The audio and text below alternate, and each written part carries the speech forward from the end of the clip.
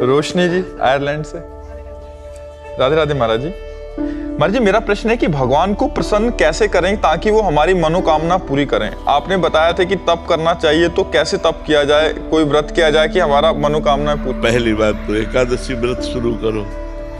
फिर जैसे भगवान शिव की उपासना तो सोमवार व्रत शुरू करो, भगवान शंकर का अभिषेक करो, नाम जप करो, कुछ पाठ करो और वो भगवान को प्रदान करो।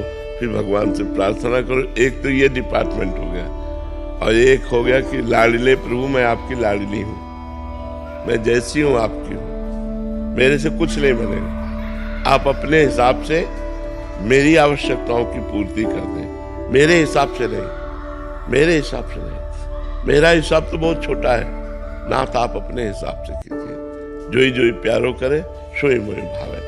ये बड़ा मस्ती का मार्ग है जो दूसरा बताया।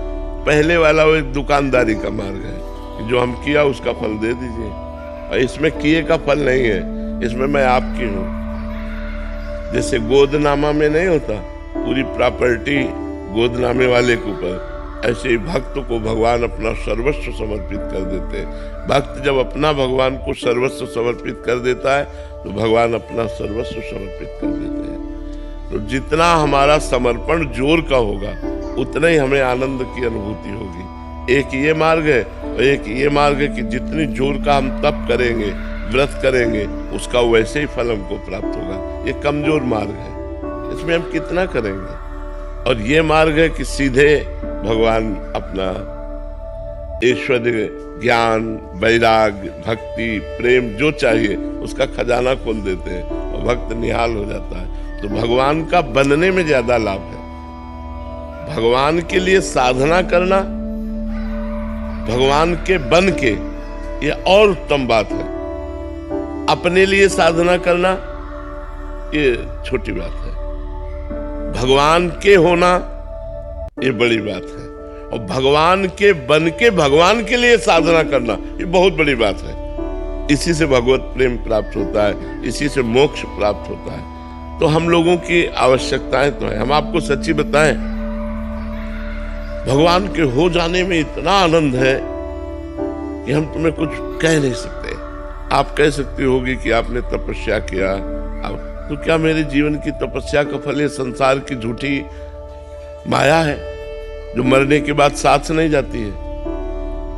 नहीं, हमारी तपस्या का फल अगर ये है तब तो बहुत बेकार है। नहीं, भजन का फल ये नहीं है, भजन का ब्याज ये है। मूल फल तो भगवान का परमानंद प्राप्त होना, भगवान की प्राप्ति होना, दुखों से छूट जाना, सदा सदा के लिए दुखों से पिंड छूट जाना, ये भगवान के भजन का फल है। तो हमने 3 बातें बताई।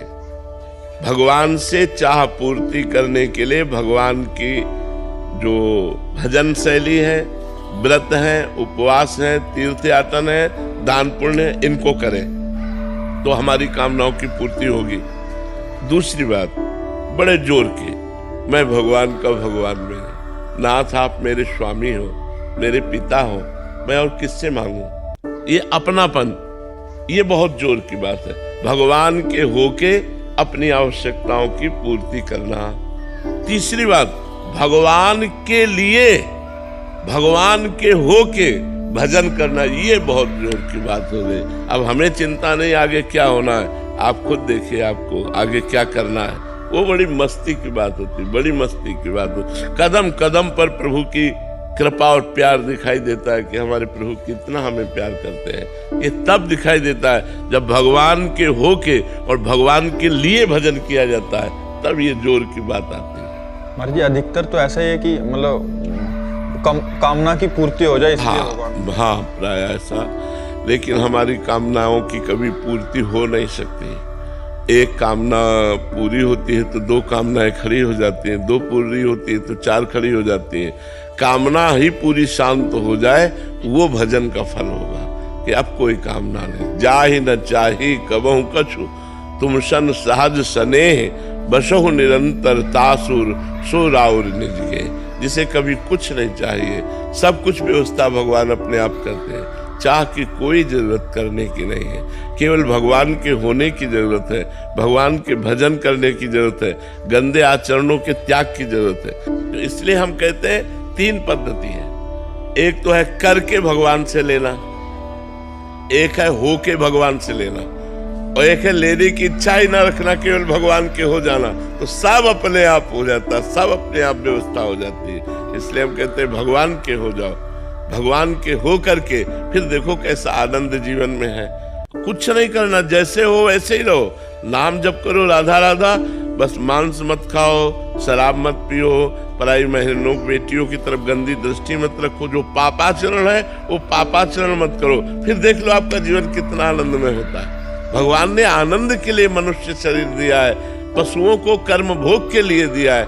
मनुष्य शरीर नए प्रारब्ध की रचना के लिए मिला है। मनुष्य शरीर भगवत प्राप्ति के लिए मिला है। मनुष्य शरीर मोक्ष के लिए मिला है, इन गंदी बातों के लिए नहीं मिला है।